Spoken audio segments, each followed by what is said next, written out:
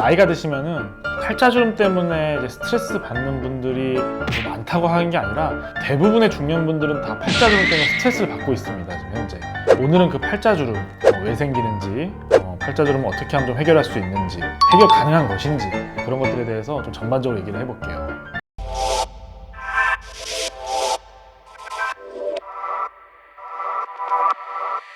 안녕하세요. 성형외과 전문의 강민조 원장입니다.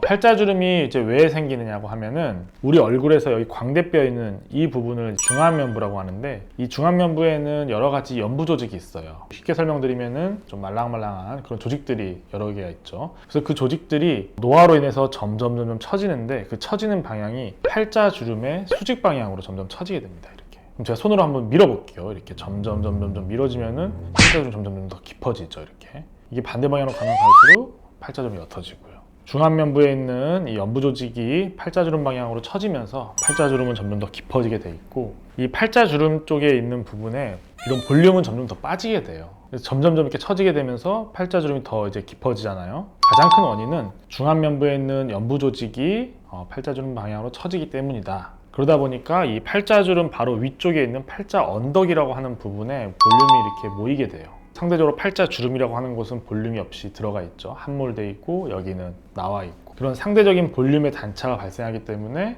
더 팔자주름이 깊어 보이는 것이죠. 그럼 이렇게 생긴 팔자주름을 어떻게 개선할 수 있느냐? 간단한 것부터 말씀드리면은, 우리가 흔히들 알고 계시는 팔자 필러죠. 이 팔자주름 깊은 곳에 필러를 채워 넣어서 이 깊은 곳에 볼륨을 좀 채워주면은 팔자 언덕과 팔자주름의 높이의 단차가 줄어들기 때문에 상대적으로 팔자주름이 옅어 보이게 되는 거죠. 팔자 필러를 얘기하시면은 이렇게 얘기하시는 분들이 많아요. 아, 원장님 팔자 필러 예전에 맞아봤는데 그거 여기 안 있고 돌아다니고 움직이고 하는데 그거 싫어요 라고 말씀하시는데, 사실 팔자 필러도 정확히 놓으면은 그렇게 다른 부위로 움직이지 않습니다.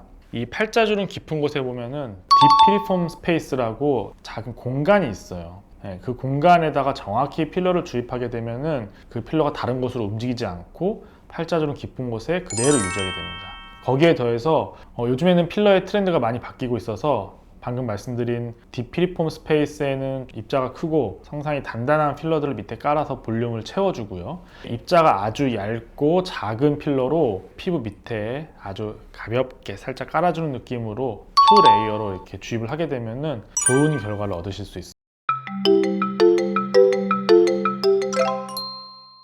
필러는 사실 어떻게 보면은 눈속임을 한 거죠. 이 두툼해진 팔자 언덕과 상대적으로 깊어 보이는 팔자주름을, 팔자주름의 볼륨을 채워서 덜 보이게 만들었던 거고, 이 팔자주름에 생기는 원인을 근본적으로 해결하는 건 결국 리프팅이에요. 팔자 언덕까지 쭉 내려와 있는 중안면부의 연부 조직을 올려줘야 되는데, 그 리프팅 하는 방법은 간단하게 우선 실리프팅, 궁극적으로 가장 좋은 방법은 안면 거상을 하는 거겠죠. 또 이제 팔자주름을 펴는 방법에는 레이저 리프팅이 있어요. 그러니까 우리가 흔히 말하는 하이프라고 하죠. 대표적인 게 울세라 같은 그런 레이저로 이 팔자주름 위쪽으로 처져 있는 이 연부 조직을 당겨서 올려주게 되면은 효과를 보실 수가 있어요.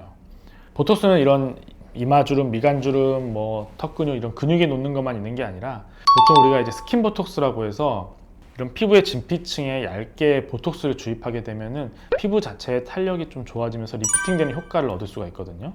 너무 많은 개선 방법들이 있잖아요. 좀 혼란스러우실 텐데, 쉽게 설명드리면 이거예요. 나 그냥 큰맘 먹고 수술로 땡기겠다. 그럼 수술하시면 되고, 나 수술은 좀 두려워. 근데 간단한 시술로 좀 하고 싶어. 하면 제가 얘기했던 필러라든지 실리프팅, 스킨 보톡스, 아니면 레이저 리프팅 시술들을 잘 조합을 이뤄가지고 시술을 받으시면은 그것도 효과를 꽤 볼 수가 있어요.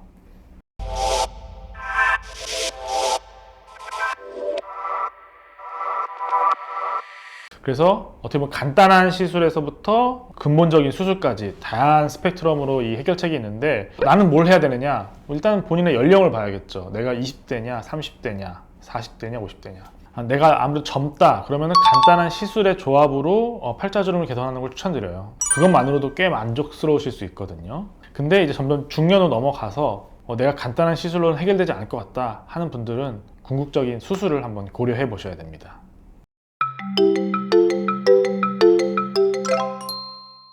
오늘은 이제 팔자주름에 대해서 그냥 장황하게 이런저런 얘기들을 많이 이제 풀어나봤는데요. 팔자주름 진짜 많은 분들이 스트레스를 받으면서도 해결하기가 쉽지는 않은 부위예요. 본인에게 어떤 것들이 필요한지 제가 설명했던 내용들을 참고하여서 좋은 결과 얻으시면 좋을 것 같습니다. 오늘 이 내용이 많이 이제 도움이 되셨다고 하면은 저희 채널 구독, 좋아요, 알림 설정 꼭 부탁드립니다. 지금까지 성형외과 전문의 강민조 원장이었습니다. 빠이빠이.